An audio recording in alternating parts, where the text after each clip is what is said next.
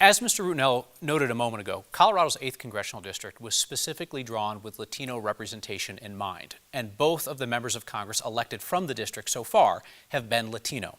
Does it matter if the next representative from the district is Latino? Ms. Bird. Thank you for the question. You know, I have already represented Latino families as a state representative, and it was a joy. I've loved all of my constituents, and now, since I have been in this race, making constituent outreach has been a core priority for me. Since I got into the race, I've made over 170 stops throughout the district, making sure I am meeting voters where they are at in all corners of Colorado's 8th, to learn what they care about, what they want to see in their next representative. And truly, the response we are getting is excitement, because people are so happy to know that they have a choice and that someone's coming into their communities who cares about them and wants to know what they think. And all of that information I am bringing with me to Congress so that I will be ready on day one to be the fighter that every person in Colorado's 8th deserves. Ms. Bird, thank you. Mr. Rutinel, is it important that the next representative from this heavily Latino district is Latino? Yeah, absolutely. So right now, Donald Trump is gutting the Voting Rights Act with his Supreme Court across the country and stripping Latinos and Black people of representation and voting rights.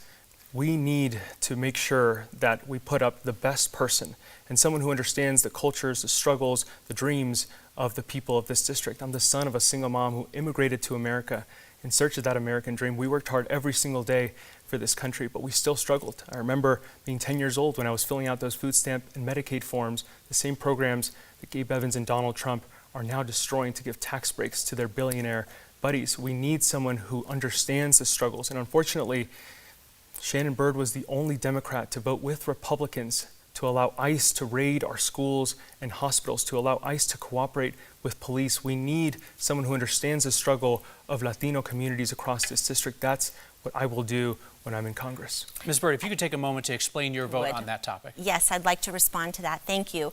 I have been very clear that I have never voted to allow ICE into public schools or hospitals. I don't support it. I have already co-sponsored and passed legislation to ban ICE from courthouses. The bill before us had some challenges in committee, and I'll get to that in a second, but I want to be very clear about where I stand with ICE. What we are seeing across American communities with masked, untrained agents terrorizing people is dangerous and un-American. And at a federal level, we need a complete overhaul of ICE. That means banning face masks, mandating body cameras, and banning ICE enforcement activity out of our public schools, our hospitals, courthouses, and places of worship. It also means making sure that we're holding ICE agents fully accountable when they break the law.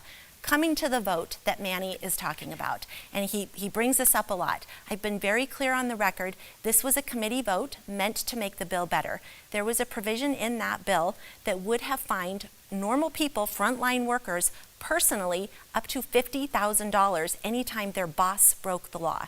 I didn't think that was right, so that is where I was at, but I've been very clear that was the only problem I had with the bill. Unfortunately, due to a family medical emergency, I wasn't able to be on the House floor for final passage, but I would have voted for that because we can't allow the perfect to be the enemy of the good. Ms. Bird, can I clarify though?